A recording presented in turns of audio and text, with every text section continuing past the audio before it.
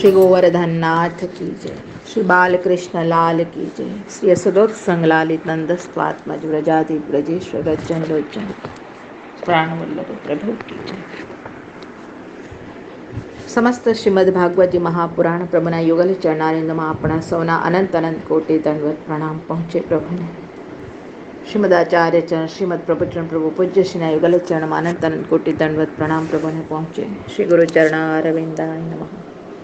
આપણા સ્નેહના પત્ર પુષ્પ ફલ અને જલ પ્રભુના ચરણોમાં સમર્પિત કરી આગળ આપણે અધ્યાય 30મો શ્રીમદ ભાગવતી મહાપુરાણ ચતુર્થ સ્કંદ. શ્રી ગુરુ ચરણારવિંદાય નમઃ. પ્રચેતાઓનું વૃક્ષ કન્યા સાથે લગ્ન અને રાજ્ય શાસન. વિદુર ઉવાચ. આગળ આપણે પુરંજનનો અધ્યાય જોઈ ગયા. પ્રાચીન બરહિષ રાજાને શ્રી નારદજી આપેલો ઉપદેશ.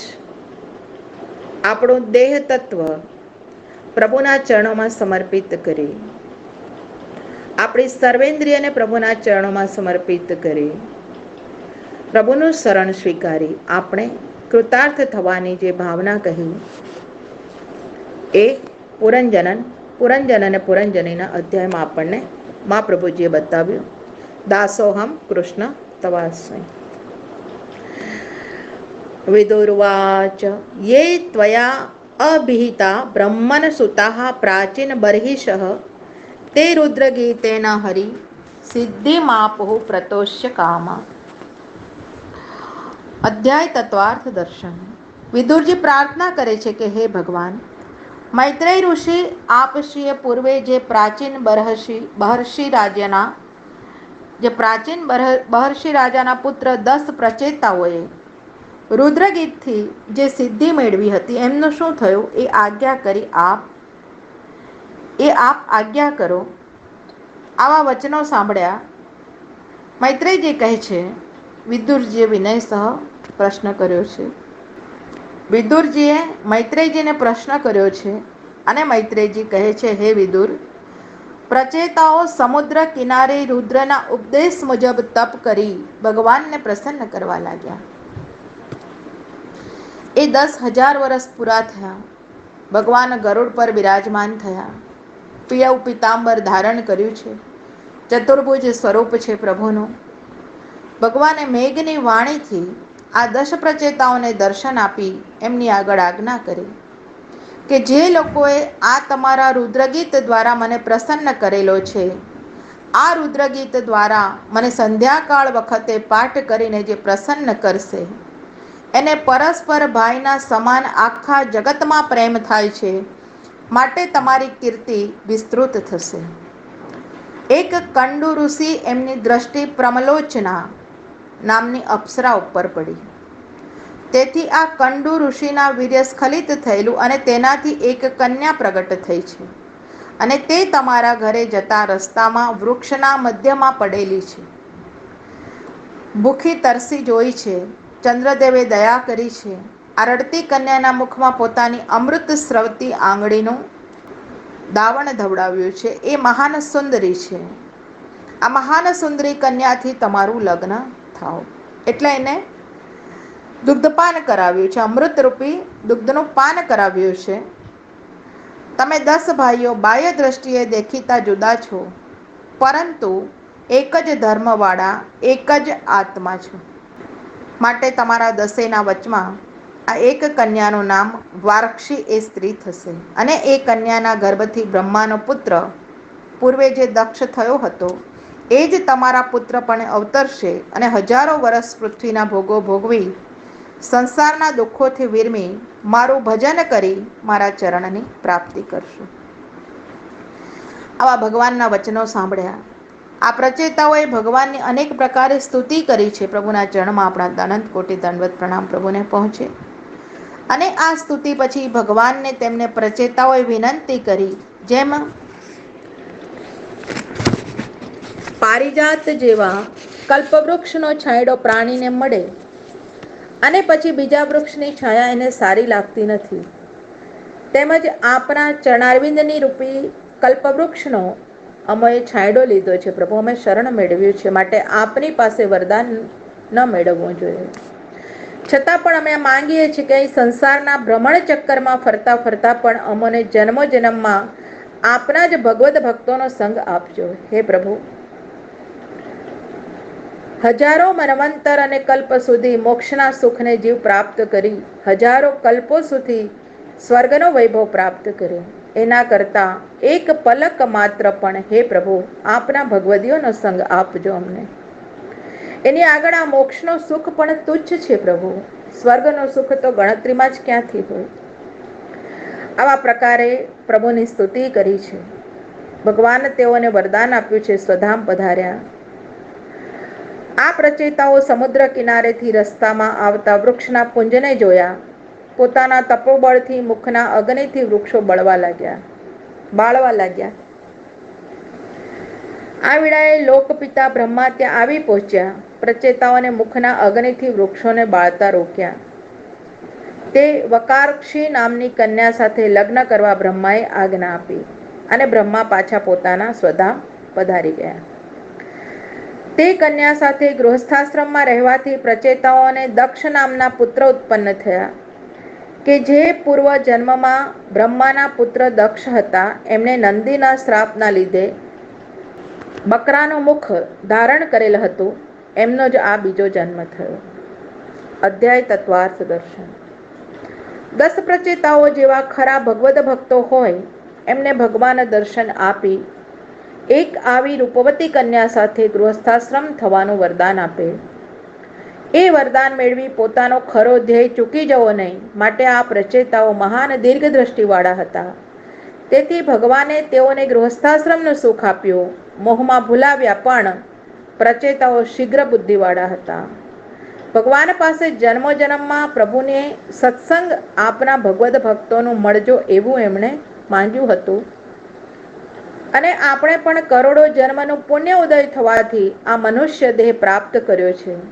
તેથી જેમ આપણો પ્રાતઃકાળ રોજ વહેલા ઉઠી સ્નાન, શૌચ, ભોજન, દ્રવ્યોપાર્જન વગેરે દૈવી અને લૌકિક નિત્ય કર્મ કરીએ છીએ, તેમજ અનિત્ય દૈવી કાર્ય સત્સંગ પણ પોતાનો નિત્ય કર્મ માનીને રોજ સત્સંગ કરવો આ સિદ્ધાંતમાં કહ્યું છે. એક ઘડીનો સત્સંગ પણ પ્રભુની સન્મુખતામાં જીવને પ્રાપ્તિ કરાવે છે. કેટલી કૃપા કરી છે ઠાકોરજી. વલ્લભાધીશ કી જય. ગુરુ ચરણારવિંદાય નમઃ. પ્રભુ વગર કોણ કરે આવી કૃપા. પુષ્ટિ સિદ્ધાંત દર્શન. એક એક અધ્યાય ફલરૂપ છે. પ્રભુ એક અધ્યાયની અંદર ભક્તોને સુખદાન કર્યું છે. આપણે પણ એમના ચરણમાં બેઠા છીએ અને આપણને પણ પ્રભુનું સાનિધ્યનું આ સુખ સન્મુખતા આપણને શ્રીમદ ભાગવતજીમાં પ્રભુના ચરણોમાં આપણે દંડવત પ્રણામ કરીએ છીએ. એમની કૃપા આશીર્વાદથી આપણને નિત્ય પ્રભુનો સત્સંગ પ્રાપ્ત થાય. એમનો સંગ, સત્સંગ, સત્યનો સંગ, શ્રીજીનો સંગ, શાશ્વતનો સંગ, સદગુરુનો સંગ, સત્પુરુષોનો સંગ, એનું નામ જ સત્સંગ છે. પુષ્ટિ માર્ગ સિદ્ધાંત પ્રમાણે આપણે કોઈ અપરાધના લીધે ગોલોકમાંથી વિખૂટા પડેલા દૈવી જીવો છીએ. માટે પ્રભુએ આપણી પર દયા વિચારી છે. તમે મારી લીલાના જીવો છો. આ આદેશથી ભૂતલમાં જન્મ આપી આપણને પોતાની લીલાની પ્રાપ્તિ કરાવવા માટે આપણી પાછળ શ્રી મહાપ્રભુજી, શ્રી ગોસાઈજી પ્રભુએ પોતાનું સ્વરૂપ ધારણ કરી. જેમ ગોવાળીઓ પોતાની ગાયો પોતાનું ઘર ભૂલી ગઈ હોય અને ગાયની પછવાડે જઈ એ ગાયોને પોતાની ખીરકમાં પાછી લઈ આવે છે, આવી જ રીતે ગોલોકમાં પાછી લીલાની પ્રાપ્તિ કરાવવા માટે શ્રી મહાપ્રભુજી, શ્રી ગોસાઈજી પ્રભુજી, સાતલાલજી વગેરે બાળકોએ ગોવાળિયા રૂપથી પ્રગટ થયા છે. અને આપણું પૂર્વનું અનુસંધાન આપણે પણ ન ચૂકવું જોઈએ અને પ્રચેતાઓની માફક ભગવાન પાસે અમોને અહર્નિત સત્સંગ નિત્ય ભગવદીઓનો પ્રાપ્ત થાય એવી સદૈવ પ્રાર્થના કરવી પ્રભુ ચરણોમાં. શ્રી વલ્લભાધીશ કી જય. ગુરુવિન કોને એસી કૃપા કરે. તમ પ્રજા સર્ગ રક્ષાયામ નાંદિર વિશિષ્ય ચ યુયુજે અન્યાંશ્ચ સવે સર્વ પ્રજાપતે. ઇતિ શ્રીમદ ભાગવત મહાપુરાણમાં ચતુર્થ સ્કંદ વિશે અધ્યાય 30. શ્રી વલ્લભ કૃપા, ગુરુ કૃપા, ગોવિંદ કૃપા તેજાપ્ય. અધ્યાય 31 દક્ષને રાજ્ય અને પ્રચેતાઓની મુક્તિ. મૈત્રેય ઉવાચ તત ઉત્પન્ન વિજ્ઞાના આશ્વદ્યોક્ષજ ભાષિતમ સ્મરંત આત્મજે ભાર્યા વિસૃજ્ય પ્રાવ્રજન ગૃહાત. અધ્યાય સારાર્થ દર્શન. મૈત્રેયજી કહે છે કે હે વિદુરજી, આવી રીતે 10 પ્રચેતાઓ પણ આ વાર્ક્ષી નામની કન્યા સાથે ગૃહસ્થાશ્રમ નું સુખ ભોગવી પ્રભુના સત્સંગ રૂપ યજ્ઞો કર્યા. બધો જ વૈભવ પોતાના પુત્ર દક્ષને આપી દીધો. પૂર્વ દિશા બાજુ જ્યાં જાજલી મુનિએ સિદ્ધિ મેળવી હતી ત્યાં જે પ્રભુને પ્રસન્ન કરવા માટે તપ કરવા લાગ્યા. અને ઓચિંતાના ત્યાં નારદ ઋષિ આવી પહોંચ્યા. તેમનું સ્વાગત કર્યું, પૂજન કર્યું છે. એમને વિનય કર્યો છે, હે બ્રહ્મન, આપના જેવા નૈષ્ઠિક બ્રહ્મચારી સંત પુરુષો જગતનું કલ્યાણ કરવા માટે ફરે છે. અને તેથી અમોને પૂર્વે ભગવાન શિવ રુદ્રએ જે રુદ્રગીતનો ઉપદેશ આપ્યો હતો તે ગૃહસ્થાશ્રમની ખટપટમાં એ રુદ્રગીતને અમો વિસ્મૃતિ પામ્યા છે. માટે કૃપા કરી અમને ઉપદેશ આપો કે જેનાથી સંસાર રૂપી દરિયાને અમે તરી જઈએ. મૈત્રેયજી ઋષિ કહે છે, હે વિદુરજી, આ પ્રચેતાઓના વચનો સાંભળ્યા. નારદજીએ પ્રચેતાઓને ઉપદેશ આપ્યો છે. હે પ્રચેતાઓ, દુનિયામાં મનુષ્યનો ખરો જન્મ અને કર્મ તથા આયુષ્ય એ જ સફળ કહેવાય છે કે જે આત્માથી પ્રભુની સેવા થાય. મોટા મોટા વેદો અને ઉપનિષદોમાં કહેલા યાજ્ઞિક કર્મો, તપ, યોગ, સમાધિ વગેરે વૈદિક આચરણો કરવાથી શું કલ્યાણ થવાનું છે? જે કર્મો આચરણ કરવામાં આપણા શ્રી હરિને પ્રસન્ન કરવાનું કશું ન હોય એ કર્મ બધું નકામું છે. જેવી રીતે એક ઝાડની જડમાં મૂળમાં પાણી રેડવામાં આવે તો ડાળા અને પાંદડા, ડાળખા, પાંદડા, શાખાઓ બધું જ તૃપ્ત થાય, હરુભરું થઈ જાય. તેમજ આ પ્રાણને પણ અન્નનો ખોરાક આપવાથી બધી ઇન્દ્રિયો તૃપ્ત થાય, પોતપોતાના વિષયો તરફ પ્રવૃત્ત થાય. આવી જ રીતે દેહને પોષવા મૂળરૂપ રસના ઇન્દ્રિય જે જીહવા છે, જીભ છે, તેમજ ઝાડને લીલું રાખવા એનું મૂળ કામમાં આવે. એવી જ રીતે આ સંસારરૂપી વૃક્ષ વિરાટ ભગવાનનું અંગ છે. તેમનું મૂળ ભગવાન પુરુષોત્તમ નારાયણની સેવા છે. તેનાથી આખો સંસાર તૃપ્તિ પામે છે. આવી રીતે નારદજીએ પ્રચેતાઓને શ્રી પ્રભુની સેવા નિમિત્તે અનેક પ્રકારના ઉપદેશ આપ્યા. તે ભગવાનનું સ્મરણ પાછું કરાવ્યું અને નારદ ઋષિ પાછા બ્રહ્મલોકની તરફ વિદાય થયા. પૂજ્ય શ્રી નારદ ઋષિ શ્રી ઠાકોરજીનું મન છે. પ્રચેતાઓએ પણ નારદ ઋષિના કહેવા પ્રમાણે પ્રભુમાં ચિત્ત લગાડ્યું, સદગતિની પ્રાપ્તિ કરી. મૈત્રેયજી કહે છે, હે વિદુર, આ પ્રચેતાઓને નારદનો સંવાદ તેમજ પ્રાચીન બર્હિષ રાજાને નારદજીના સંવાદનું સુંદર આખ્યાન મેં આપની આગળ વર્ણન કર્યું છે. સુખદેવજી કહે છે કે હે રાજા પરીક્ષિત, આ મૈત્રેયજી વિદુરજીના સંવાદમાં સ્વયંભૂ મનુના પુત્ર ઉત્તાનપાદ રાજાનો વંશ, એનું ચરિત્ર આપની આગળ કહ્યું. હવે પ્રિયવ્રત રાજાનો વંશ પણ સાંભળો. બે થઈ ગયા ને, ઉત્તાનપાદ અને પ્રિયવ્રત.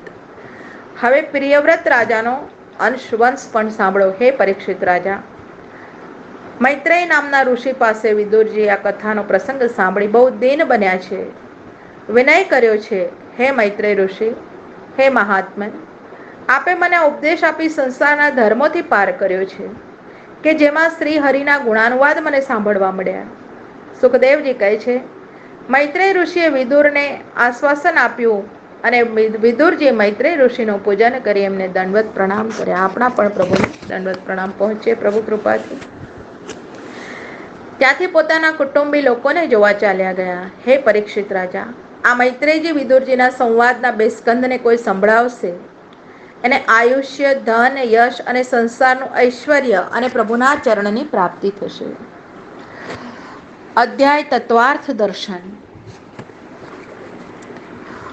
અધ્યાયમાં છેલ્લું તાત્વિક સિદ્ધાંત નારદજી અને પ્રચેતાઓના સિદ્ધાંત નીચે મુજબ સમજવાનું છે કે વેદના કર્મો તેમજ બીજા શાસ્ત્રોમાં બતાવેલા યમ નિયમો પૂર્વ સંચિત પ્રાયશ્ચિતોને મટાડી સ્વર્ગાધિક લોકની પ્રાપ્તિ કરાવનારા છે, તેમજ લૌકિક ભોગોની પ્રાપ્તિ કરાવનારા છે અને જીવો પણ અત્યંતિક દુઃખની નિવૃત્તિ રૂપ પરબ્રહ્મ પુરુષોત્તમની પ્રાપ્તિનો પરમ સુખ જેને બ્રહ્માદિક દેવતાઓ પણ ઈચ્છે છે, એને આલોક માયાના ઘેરામાં ઘેરાઈને સુખને ભૂલીને લોકેશના તેમજ સ્વર્ગે જે ગણિતાનંદ સુખ છે એ લેવા અજ્ઞાનવશ થઈ રાત દિવસની એ સુખની જ ઈચ્છા કરે છે.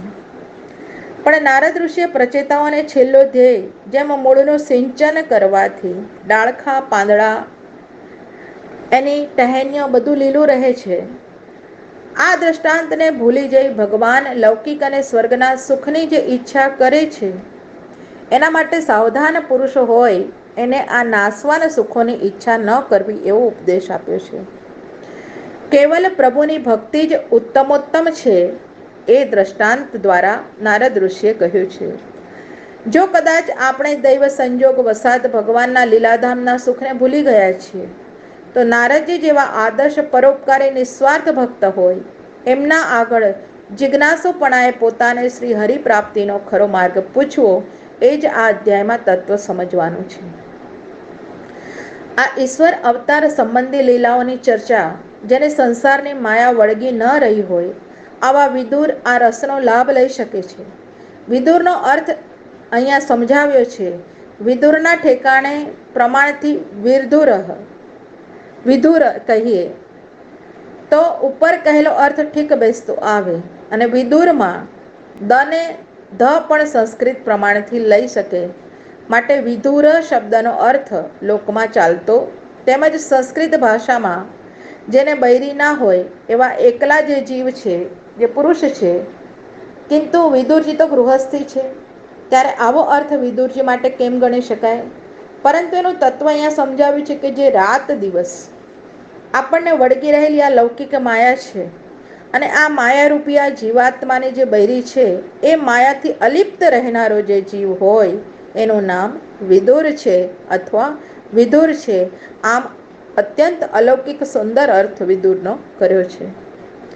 વિદુરજીને વિદુરાણી નામની સ્ત્રી હતા, પણ એ ભગવદ શક્તિ હતા, ભક્તિ સ્વરૂપા હતા, માટે પ્રભુએ એમના હસ્તથી ભાજીને આરોગી છે, કેળાના છિલકાને આરોગ્યા છે. વિદુરજીને પણ પ્રભુના માર્ગે દોરનારા હતા, મહાન ભક્ત હતા.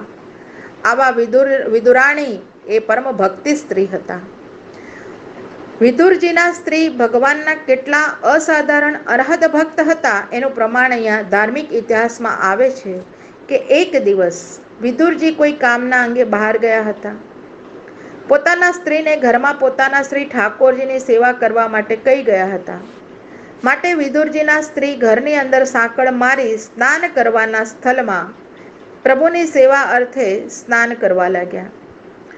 તેમાં પોતાનો સાલો કોરો ન રહી જાય માટે ખોલી એ નાહવાના પરનારમાં પાણીથી અંદર ધોવા લાગ્યા. એટલામાં ભગવાન શ્યામ સુંદર દુર્યોધન પાસે ગયા હતા. દુર્યોધને 56 ભોગ ઠાકોરજી માટે સિદ્ધ કર્યા હતા. પ્રભુએ ત્યાં સ્નેહ નથી જોયો, પ્રેમ નથી જોયો, રાગદ્વેષથી ભરેલા દુર્યોધનના દ્વારને છોડી દીધું છે અને ભક્તિ સ્વરૂપા એવા વિદુરજીના દ્વારે પ્રભુ પધાર્યા છે. ધન્ય પ્રભુ. હવે શ્રી કૃષ્ણ પ્રભુ પધાર્યા શ્યામ સુંદર. પ્રભુ તો સ્નેહના ભોગતા છે.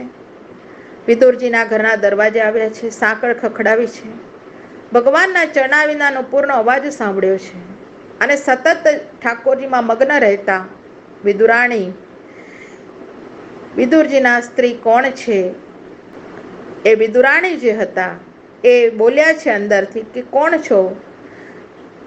એ વખતે ભગવાને કહ્યું કે હું કૃષ્ણ આવ્યો છું, કમાડ ઉઘાડો. ભગવાનનું નામ સાંભળ્યું છે વિદુરજીના પત્ની દેહ ભાન બોલ્યા છે, દેહ દશા બોલ્યા છે કે મારા આંગણે કૃષ્ણ, અને નિર્વસ્ત્ર દોડતા આવી ગયા.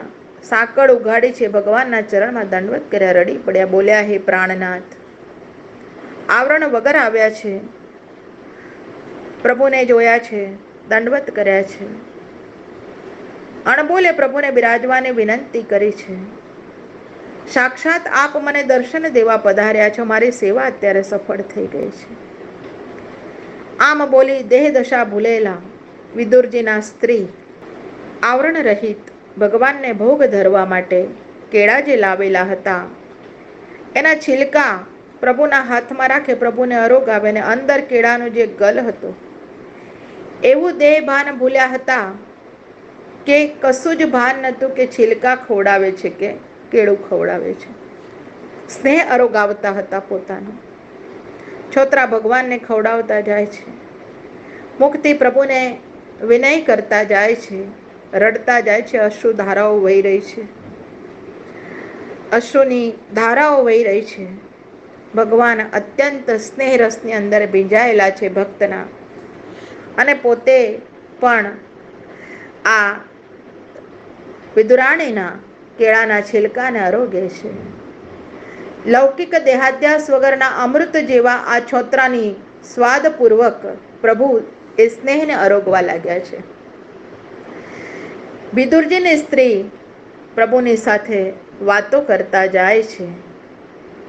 ઓચિંતા વિદુરજી ઘરમાં પધાર્યા, પોતાની પત્નીને ઠપકો આપ્યો,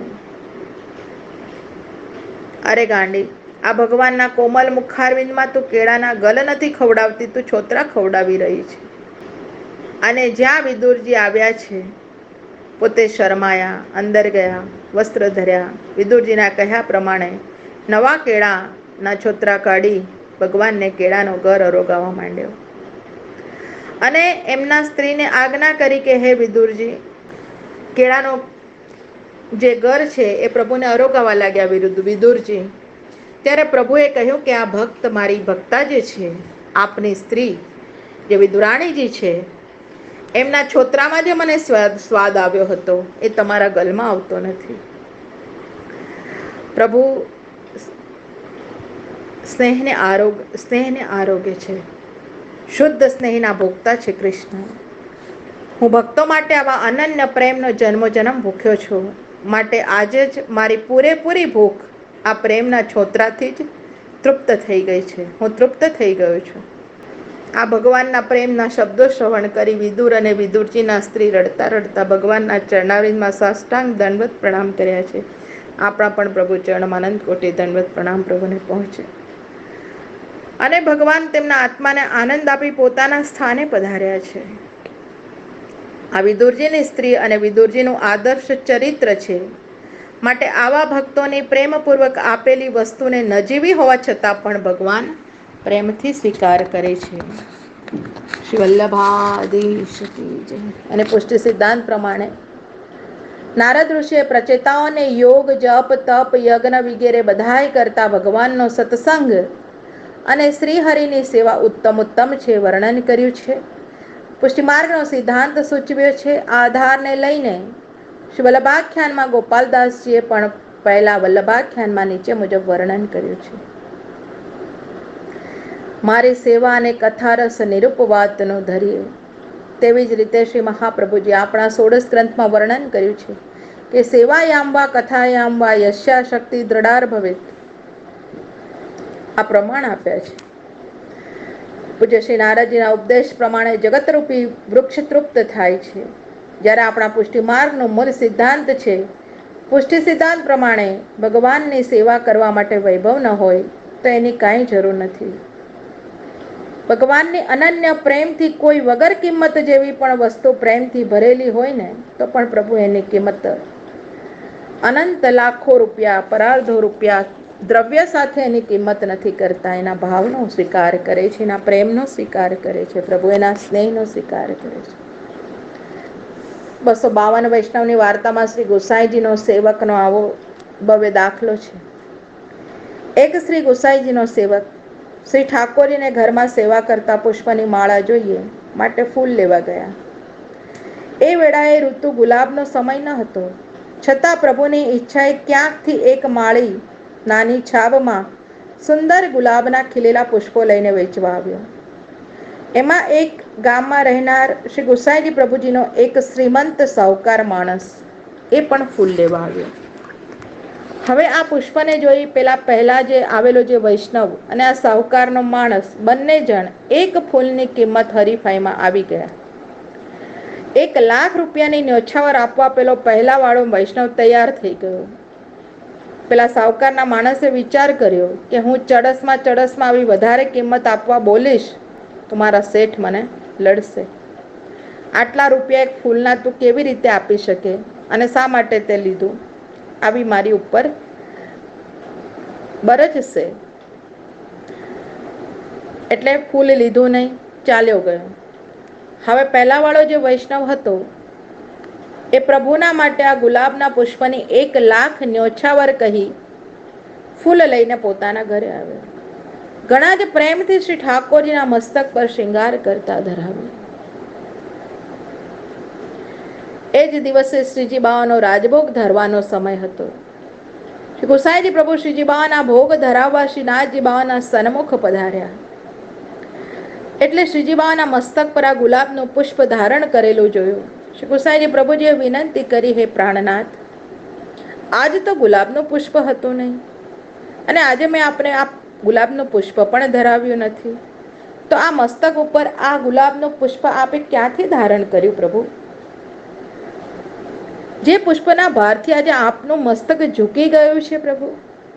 આ વાત સાંભળી શ્રીનાથજી બાવાએ શ્રી ગુસાઈજી પ્રભુને આજ્ઞા કરી કે તમારો એક વૈષ્ણવ 1,00,000 રૂપિયાની ન્યોછાવર આપી આજે આ ગુલાબનું પુષ્પ મારા માટે લાવ્યો છે અને પોતાના ઠાકોરજીને મસ્તક પર એ વૈષ્ણવે પ્રેમથી ધરાવ્યું છે, માટે એ વૈષ્ણવના સેવ્ય સ્વરૂપમાં હું બિરાજમાન છું, તેથી એ પુષ્પ મારા મસ્તક પર આ વૈષ્ણવે ધરાવ્યું છે.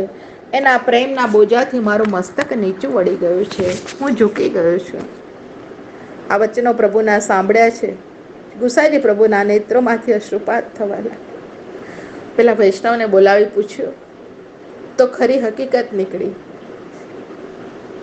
વૈષ્ણવે પણ શ્રીનાથજી બાવાના મસ્તક પર આ પુષ્પ ધારણ થયેલું જોયું. અત્યંત અશ્રુપાત કર્યો છે કે હે પ્રભુ, આપણે મારા પ્રેમનો સ્વીકાર કર્યો છે. શ્રીનાથજી બાવાનું મસ્તક ઝૂકી ગયેલું એમને દર્શન થયા. આ વૈષ્ણવે અને શ્રી ગુસાઈજીએ પ્રેમથી અશ્રુપાત કરતા શ્રીનાથજી બાવાના ચરણારવિંદનું પ્રક્ષાલન કર્યું છે, પોતાના અશ્રુઓથી અને સાષ્ટાંગ દંડવત પ્રણામ કર્યા છે. માટે ભગવાન તો પ્રેમના ભૂખ્યા છે. ન જેવી વસ્તુ હલકી કિંમતની હોય ને તો પણ પ્રભુ ભક્તોના સ્નેહને વશ છે. એમના માટે લાખો રૂપિયા કે એમની દ્રવ્યની કિંમત નથી, ભક્તના પ્રેમની સ્નેહની કિંમત છે. પ્રભુ કિંમત નથી કરતા, પ્રભુ તો અંગીકાર કરે છે પ્રેમનો. ભગવાને ઘણા પ્રેમથી પોતાના ભક્તની આ વસ્તુનો સ્વીકાર કર્યો છે. ધન્ય છે પ્રભુ. એતદ્ય શૃણુયાદ્રાજ જ્ઞાનામ હરિયર્પિતાત્મનામ આયુર્ધન યશઃ સ્વસ્તિ ગતિર્મૈશ્ચર્ય મા નુયાત. ઇતિ શ્રીમદ ભાગવત મહાપુરાણ ચતુર્થ સ્કંદ વિશે સ્કંદ અધ્યાય સ્કંદ 31મો શ્રી વલ્લભ કૃપા ગુરુ કૃપા ગોવિંદ કૃપા તે જાપ્યમ ચતુર્થ સ્કંદમાં 31 અધ્યાય પ્રભુના યુગલ ચરણમાં આપણા અનંત અનંત કોટી દંડવત પ્રણામ.